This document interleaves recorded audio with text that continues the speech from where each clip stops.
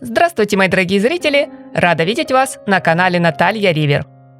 Главным событием недели моды в Париже безошибочно можно назвать презентацию коллекции дома Шанель «Весна-лето 2026». Смелая, дерзкая, изобретательная, часто прекрасная и местами неожиданно рискованная.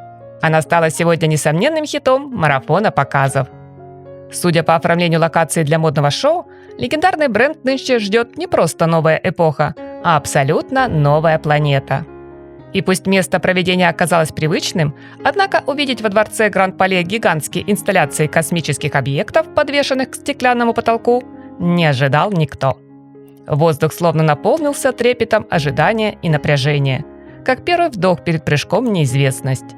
Было ощущение, будто Париж открыл нам окно в другую вселенную, где на глянцевый черный подиум, похожий на застывшую лаву, высадился звездный десант, чтобы прогуляться по лунной дорожке. Что это? Трибьют невероятным грандиозным декорациям Лагерфельда или отсылка на будущие космические цены Шанель? Ответ на этот вопрос может дать только новый креативный директор бренда Матьё Блази, с подачи которого на наших глазах сегодня творится история моды. А чтобы нам с вами, друзья, полностью осознать масштаб данного события, давайте вспомним, что предыдущий дизайнер, великий маэстро Карл Лагерфельд, стоял у руля 35 лет, а потом еще 5 домом руководила его правая рука Виржини Виар. Итого 4 полных десятилетия. Довольно большой срок, за который все как-то успели забыть, что сама Шанель, основавшая дом в 1910-м, была революционеркой в плане смелых модных идей, в понятиях женской одежды, женской красоты и стиля жизни в целом. То, как мы все сейчас одеваемся, во многом заслуга Коко. Именно она больше 100 лет назад примерила на себя мужскую одежду, брюки-галифе и белую сорочку. Надела матроску вместо привычного дамского жакета, вышла на пляж в пижаме, одолжила у любимого шерстяной кардиган и твидовый пиджак, а трикотаж, до того пригодный лишь для спортивных вещей и мужского белья, превратила в достойный материал, без которого мы теперь даже не мыслим своей жизни. Но самое важное, Габриэль изобрела новый подход к одежде, где главное – комфорт.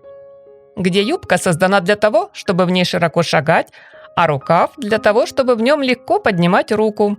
Где в украшениях запросто совмещаются бижутерия и драгоценности, а нитка жемчуга подойдет и к элегантному черному платью, и к грубому свитеру.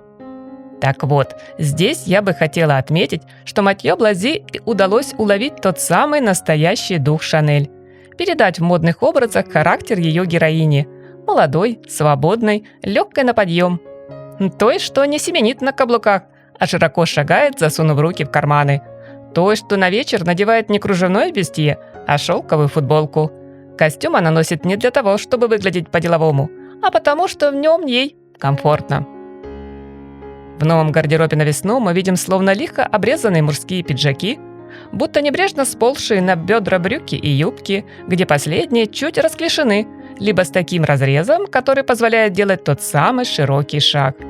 Что важно, все эти высокие разрезы, крой на запах совсем не про то «давайте сделаем секси», а именно про удобство. Но оттого получается как раз женственно, привлекательно, с легким кокетством, как и завещала Шанель. По-прежнему в любимчиках твид. Его в коллекции много. И он совсем не нафталиновый. Он современный. Не меньше внимания уделено трикотажным изделиям, нарядам из шелка, из прозрачной органзы. Дизайнер очень тщательно поработал с архивами бренда.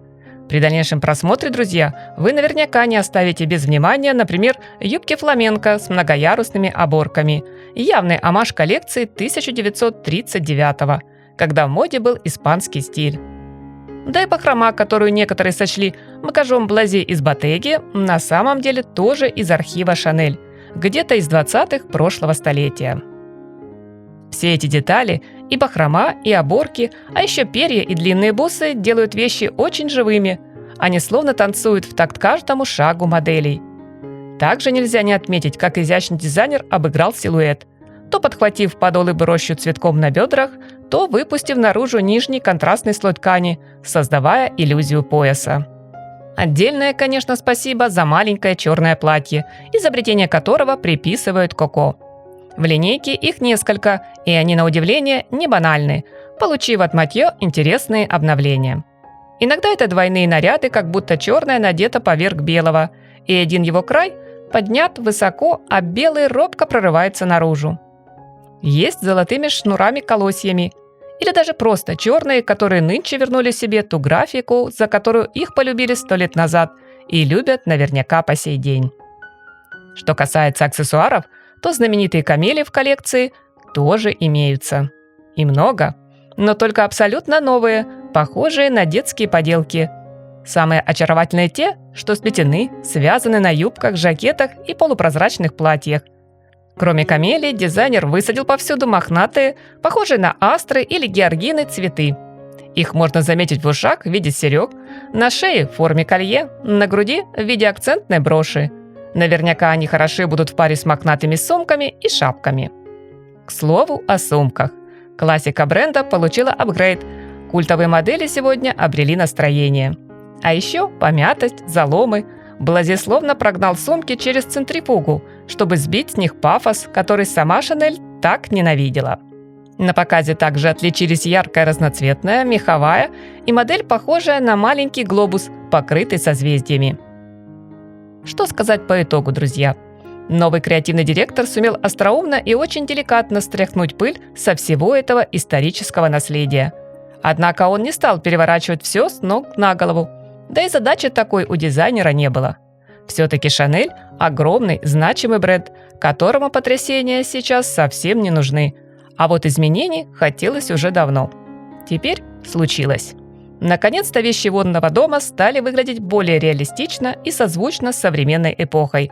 Не такими, что ли, взрослыми, какими мы знали их ранее. Я надеюсь, мои дорогие, коллекция вам понравится, и вы не забудете оценить видео лайком, поделиться своим мнением в комментариях и подписаться на мой канал, если вы все еще не подписаны. Всем красоты, вдохновения, совершенства, только ярких и теплых позитивных эмоций и обязательно солнечного настроения!